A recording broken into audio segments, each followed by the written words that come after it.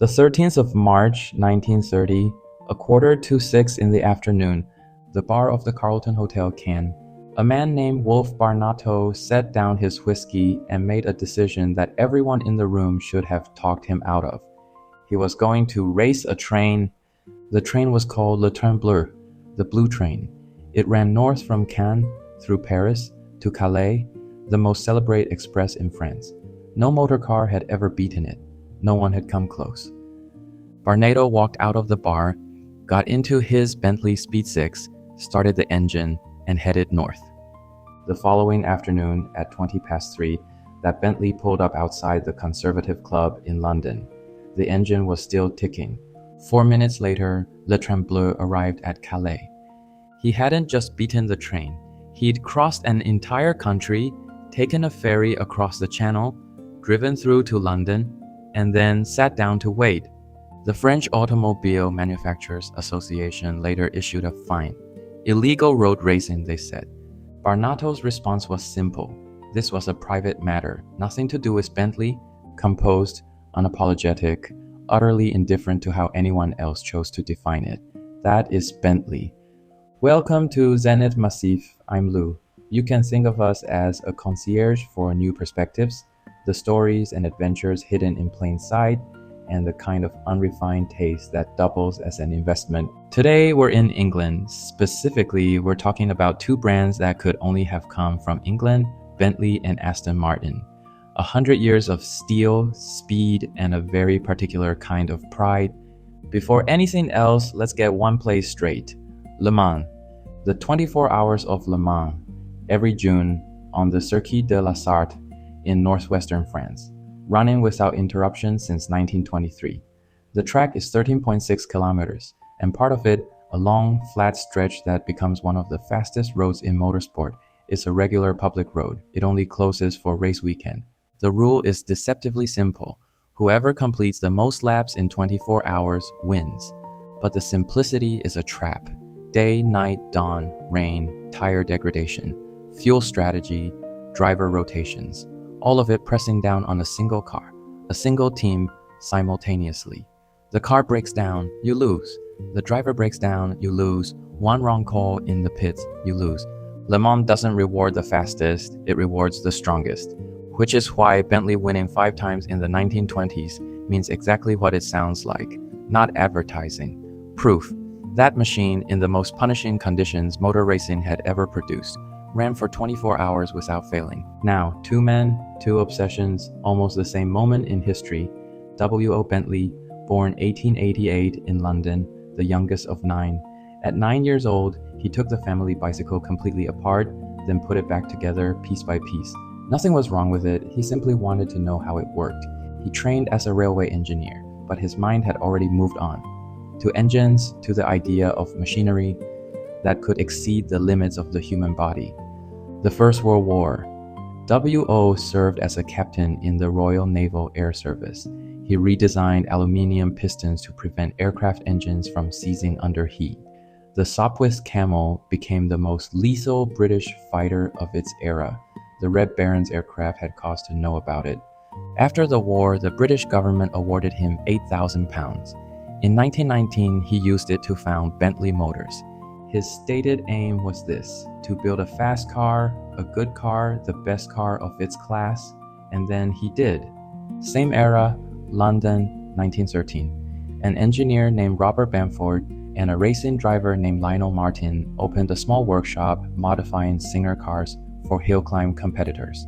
That year, Martin drove one of their modified cars up Aston Hill in Buckinghamshire and won.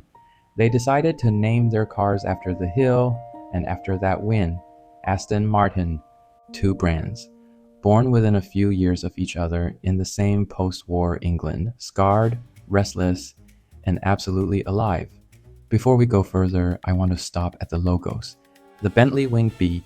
In 1919, W.O. commissioned his friend Frederick Gordon Crosby to design the badge. Crosby was among the finest automotive illustrators of his time. He drew a bee inside an oval, with wings extending from each side. Those wings are not decorative. They come directly from W.O.'s wartime work, from the pilot's insignia he knew intimately. From a period when flight represented the absolute edge of human ambition, speed as a kind of transcendence. The wings carry that. Then Crosby did something quietly brilliant. He made the feather counts on each wing deliberately different. Left and right are asymmetric, an anti-counterfeiting measure, almost impossible to replicate exactly. Early Bentley badges vary slightly between models, approximately 10 feathers to 11 or 13 to 14. The asymmetry was the point. Then there's the Flying B, the standing mascot on the bonnet. It's existed since the 1920s, though it spent decades removed under pedestrian safety regulations. In 2019, for Bentley's centenary, the sixth-generation Flying B was redesigned with an electric deployment mechanism and LED illuminated wings. Its reference point was an owl. The designer Ho Young Hwang described it as an owl gliding across a lake, silent, powerful, surveying everything below. That, he said, was Bentley. A single Flying B takes 77 days to produce. Grade 316 stainless steel, cast by the lost wax method at 1600 degrees Celsius, then hand polished. 97% of flying spur buyers specify it. Now the Aston Martin wings, the original 1921 badge was a round medallion, overlapping A and M, dark green, the color of British racing green, conservative. Correct, much like every other luxury mark of the period. 1927, new ownership, new direction. The wings arrived, Aston Martin's single most significant visual transformation. A name stretched across the center, two wings extending outward. The typography threaded through the structure so that the letters and the wings felt like one object, finished in copper. 1932, another revision. The designer this time was S.C.H. Davis, Sammy Davis, the racing driver who had helped Bentley win Le Mans in 1927. Davis reshaped the wing feathers into hard geometric diamonds, angular and architectural, influenced partly by the Egyptian revival that was sweeping European design in the wake of Tutankhamun's tomb. There was also a practical reason. Hard-edged geometry is easier to cast in metal and easier to fill with enamel than soft curves. 1947, David Brown bought Aston Martin. For a period, his name appeared on the bonnet badge alongside the brand's own. His cars, his name, right there on the car. The current logo was finalized in 2022. Cleaner, the wings wider and lower, the typeface drawn finer. Both brands chose wings, but they mean different things. Bentley's wings come from flight engineering, from wartime, from the idea that speed is an act of breaking through. Aston Martin's wings reach towards something more elegiac, freedom, forward motion, a more poetic understanding of velocity. One tells you what it has done, the other tells you where it intends to go. The Bentley boys, W.O. built the car, but it was a group of men who made Bentley into a legend. They called themselves the Bentley boys, mining magnates, pilots, surgeons, explorers. Men who had survived the war and decided that living had to be done with sufficient force. The center of that group was Wolf Barnato. His father had made an enormous fortune in the Cape Diamond mines of South Africa. Barnato inherited a great deal of it. He had no interest in sitting behind a desk. He wanted to race, and he wanted to win. In 1924, a privately entered Bentley took the first Le Mans win. W.O. saw what was possible. Barnato subsequently invested over £100,000 into Bentley, saving a company that was close to collapse and became the core of the racing operation. The results: 1924, 1927, 1928, 1929, 1930. 5 Le Mans victories. Barnato himself raced 3 times and won 3 times. A perfect record at Le Mans, no one before him, no one since. In 1929, Bentley took the first 4 places overall, and then the Blue Train. That wasn't a race. There was no official starting gun. It was a man with more money than most governments telling a room full of people he could do something, and then going out alone to prove it. Across France, across the Channel, into London, arriving ahead of schedule, sitting down in his club, and waiting for the train to catch up. That posture, That absolute refusal to explain itself. That is the thing Bentley wanted people to remember. The 3rd of September 1964. Goldfinger opens in cinemas. Sean Connery, as James Bond, drives a silver Aston Martin DB5 from Geneva towards Zurich. The car has an ejector seat, side-mounted guns, revolving number plates, and oil slick from the rear. None of it existed, of course. But from that moment on, the world held a shared understanding. If a man has taste, capability, and secrets, he drives an Aston Martin DB5. How did this happen? The producers, Saltzman and Broccoli, rang Aston Martin and said they were looking for a British sports car for Bond. Aston Martin agreed, on loan, at no charge, several DB5s. What that decision was worth is impossible to calculate. 60 years on, the relationship continues. For Spectre in 2015, Aston Martin built the DB10 exclusively for the film. 10 cars made, none for sale. The director Sam Mendes and Daniel Craig were visiting the design studio and saw a sketch on the wall. They said, "That one." Aston Martin spent 6 months turning it into a real car. Bond never said Aston Martin was the best. He simply drove it, survived elegantly, saved the world without apparent effort. Several 100 million people have remembered it ever since. Germany gives us Porsche, Mercedes, BMW. Precise, rational, engineering as first principle. Italy gives us Ferrari, Lamborghini, passionate, theatrical, the car as artwork. But Bentley and Aston Martin, these come only from England. The English idea of a gentleman has never required wealth or lineage. It requires a particular way of being in the world. Measured, contained, but with a steel spine underneath and a pride that does not bend. Put that character into a car and it becomes this. Understated in appearance, astonishing in performance. The interior not extravagant, but taken to the limit of what human hands can do. Sitting inside is a private declaration. At Bentley's factory in Crewe, leather is stitched by hand. Veneer is hand finished. Instruments are hand calibrated. A craftsman might spend dozens of hours on a single steering wheel. At Aston Martin in Gaydon, every car is still hand assembled. Every Vanquish that leaves the factory carries the handwritten signature of the engineer responsible for it. What a machine can do, they give to a person, because the buyer feels the difference. The Germans say engineering defines everything. The English say the human hand is the final act of engineering. That is why these two brands cannot be replicated anywhere else. Some cars are worth knowing in detail. The Bentley Speed 6, produced between 1928 and 1930. 6 cylinders, 6.5 liters. The car that beat Le Tremblay. The power is steady and very strong, unhurried, as if the road is simply making way. At auction today, north of $10 million, the Aston Martin DB5, 1963 to 1965. Inline 6, hand-formed aluminium body, Nardi wood-rimmed steering wheel, every car fractionally different from the last. The design method by Carrozzeria Touring was called Superleggera, a skeleton of small tubes, as precise as a birdcage, with aluminium panels stretched over it. Light, rigid, and shaped as if movement were already happening. That line from the front wheel arch, over the roof, narrowing toward the tail. It remains one of the most instructive pieces of automotive proportion ever drawn.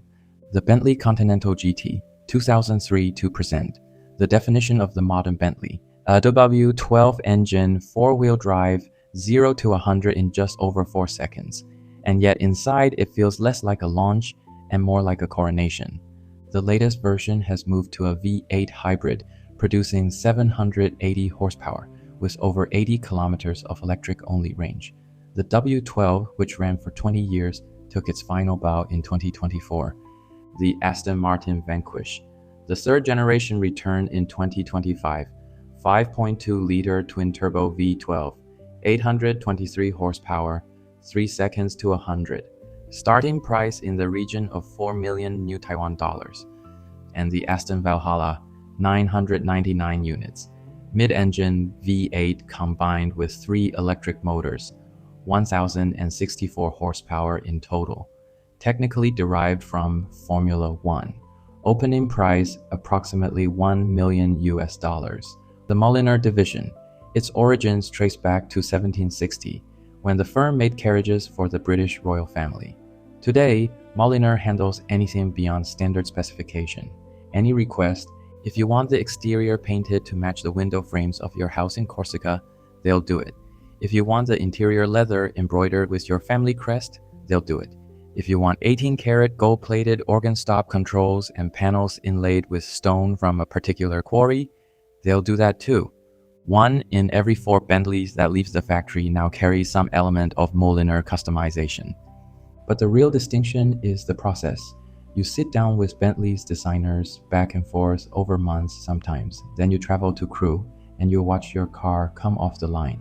At that moment, there is one car in the world that looks exactly like that. It belongs to you. Since the Mulliner Design Division was formalized in 2014, it has completed an average of 3 bespoke commissions per week. In 2022, 500 commissions in a single year. 500 people decided the standard Bentley wasn't enough. They wanted the one that was theirs. Bentley 2024. Revenue of 2.65 billion euros, operating profit of 373 million euros, an operating margin of 14.1%. The 6th consecutive profitable year.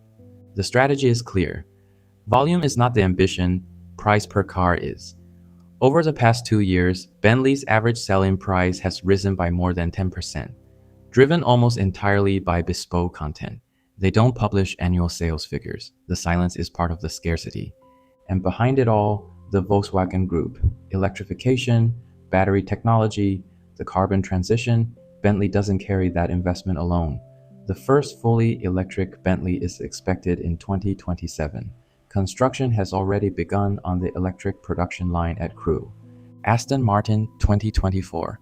Revenue of £1.58 billion. Net loss of £324 million. Total debt exceeding £1.1 billion.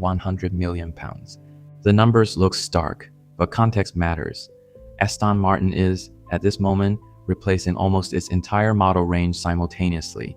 EP12, New Vantage, Vanquish returning, Valhalla entering production.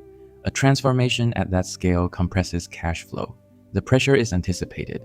The CEO has set a target of positive cash flow by 2027 or 2028. The company has cut 170 positions, saving approximately £25 million per year. Then there's the asset that tends to be underestimated, the Formula One team. In 2023, Aston Martin F1 was the season's great surprise. Fernando Alonso, driving that green car, stood on the podium 6 times in the first 8 races. From midfield contender to the very edge of the championship fight, the entire paddock was stunned. 2024 performance fell back, but investment continued. A new facility at Silverstone was completed, considered by many to be the most technically advanced team base in Formula One. And in 2025, they signed Adrian Newey. Newey is the most significant car designer in the history of the sport. Combined, his work at McLaren and Red Bull produced more than 13 World Championship titles. When he left Red Bull, every top team pursued him. He chose Aston Martin. Lawrence Stroll has a personal fortune of approximately $3.9 billion. New factory, Newey, the wholesale regulatory reset of 2026, a Honda power unit. He is placing one bet on top of another. The team is currently valued at over £2.4 billion. Set the 2 financial pictures side by side and you see 2 entirely different ways of surviving. Bentley, stable, profitable, backed by a conglomerate, advancing deliberately. Aston Martin, running a loss, undergoing transformation, with several large positions open simultaneously, any one of which, if it fails, causes serious problems. Any one of which, if it lands, sharpens the brand into something harder and clearer. Both brands have moved into residential property. Aston Martin residences in Miami opened in May 2024, 66 stories on Biscayne Bay. In October 2025, a new development was announced in Daytona Beach, Florida. A townhouse in Omotesando, Tokyo, has also been completed. Bentley Residences is rising in Sunny Isles Beach, Miami. 62 floors, due for completion in 2027, 216 units. Every apartment has a private garage and a car lift called the Deservator, a system that carries your Bentley directly up into your home. You don't leave the car until you're inside. The former Bentley CEO made the logic clear. Fragrances, t-shirts, baseball caps, almost no revenue sitting in a corner of the showroom. Residential property and high-end interior design. That is meaningful extension. For Aston Martin, a licensing fee and a share of residential sales is real cash, arriving at a moment when the automotive business is still in deficit. The deeper logic is this. The person who buys one of these cars and the person who buys one of these apartments are, to a significant degree, the same person. The design language is the same. The relationship to scarcity is the same. The tactile standards are the same. That leather, that proportion, that quality of silence, it speaks the same language as the car. Walking into that building should feel like stepping into your own car. For Bentley and Aston Martin's core buyers, the word service is slightly the wrong word. You've spent months back and forth with a Bentley designer, arriving carefully at the exact specification of your car. On delivery day, you travel to Crewe and watch it come off the line. That process exceeds anything that can be contained in the word service. Aston Martin's Ascend program is built for its most loyal owners. Priority access to limited models, invitations to events at private circuits in private settings that are not open to the public and cannot be bought. You are in this circle, or you're not. Nothing needs explaining. The most precise luxury brands never call it service. You have spent a considerable sum on a car. What you receive in return is a relationship with the history. One last thing, and perhaps the most fundamental. What is a good car precisely? In purely functional terms, a car moves you from one place to another. Any reliable family saloon does that. So why do these two brands command several million pounds per car? And why do their buyers consider that entirely rational? The first thing is the door. The first time you sit inside a Bentley, it begins when the door closes. The weight of it, the sound. Not a click, but a seal. That is the sound of the world being placed on the other side. The steering wheel under your hands, the grain of the wood, the temperature of the leather, the depths of the carpet beneath your feet. Every sense receives the same message. This space was made for you, and you settle. Not because of the massage seat, because the entire environment is telling you that you may. The second thing is the conversation. Press the accelerator in an Aston Martin and the engine breathes. Turn the wheel and the front tires report what the road is doing. That exchange between driver and machine is a dialogue. A great many luxury cars conceal all of their mechanical intelligence so that nothing of the chassis reaches you. The manufacturers call this comfort. Aston Martin considers it silence. They want you to feel the car speaking. The third thing is weight of time. Sit inside a Bentley or an Aston Martin, and you are carrying a century. Barnato drove one of these. Bond drove that one. Some English gentleman whose name no one remembers took his through the Scottish Highlands in 1963 and probably didn't look back once. That feeling doesn't have an address, but it is present. The same logic as a Patek Philippe. The same logic as a suit from Savile Row. You are not buying an object, you are buying into a lineage. Today we've covered a lot of ground. W.O. and his aircraft engines, Bond and that silver DB5, the Blue Train, beaten by 40 years of stubbornness and 4 minutes of margin. The thing running through all of it, getting from one place to another, for the people who care about it most, has never been just movement. It is a choice about how you move through time and space and what posture you choose to carry with you. If you want to continue the conversation, we're on Substack. Paid subscribers get the next episode ahead of everyone else, along with everything else we're building. Next episode, we're in Tokyo. See you there.